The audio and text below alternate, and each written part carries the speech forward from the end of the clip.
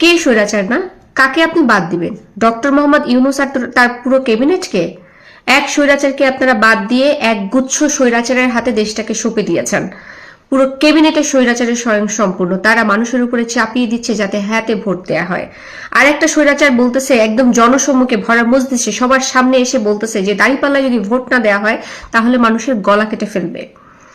এবং তাদের পক্ষে তাদের যে আইনজীবী এবং জামাতের তিনি বলছেন, ব্যারিস্টার শাহরিয়ার কবির, তিনি বলতেছেন যে আপনারা যে আখেরাতে দাঁড়াবেন সেই আখেরাতে কি নিয়ে দাঁড়াবেন যদি দাঁড়িপাল্লায় ভোট না দেন?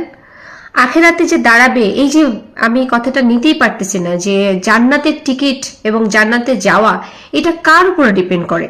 খোদা তালার উপরে নাকি এই জামাত ইসলামের উপরে? জামাত ইসলাম তারা নিজেরাই কি জান্নাতে যাবে কিনা তার কোনো ঠিক ঠিকানা নেই, কিন্তু তারা হচ্ছে এই কথা নিশ্চিত করছে যে আপনারা কি নিয়ে আখেরাতে দাঁড়াবেন যদি আপনারা দাঁড়িপাল্লায় ভোট না দিলেন।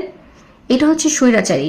কাকে স্বৈরাচারী বলা বন্ধ করবেন? এনসিপি যারা হচ্ছে গণঅভ্যুত্থানে লিড দিয়েছে তারা এখন বলতেছে যে হাঙ্কি ফাঙ্কি করা যাবে না। এটা কি স্বৈরাচারী ভাষা না?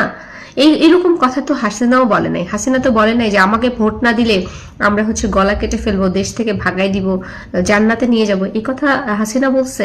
আমি যদি বলি এখন কথা, আমাকে বলবেন আওয়ামী লীগের দোসর। আমি আওয়ামী লীগের দোসর, হ্যাঁ আমি আওয়ামী লীগের দোসর। আমি আওয়ামী লীগের শুধু দোসর না, আমি আওয়ামী লীগের সভানেত্রী।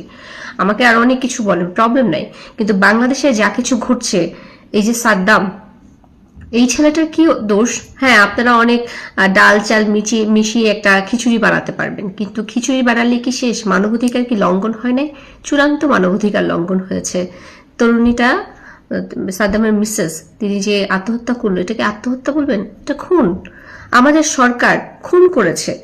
এরকম অজস্র সে খুনের আসামি। ডক্টর ইউনূস হচ্ছে খুনের আসামি। এই মেয়েটাকে এবং এই মেয়েটার বাচ্চাটাকে ডক্টর ইউনূস খুন করেছে।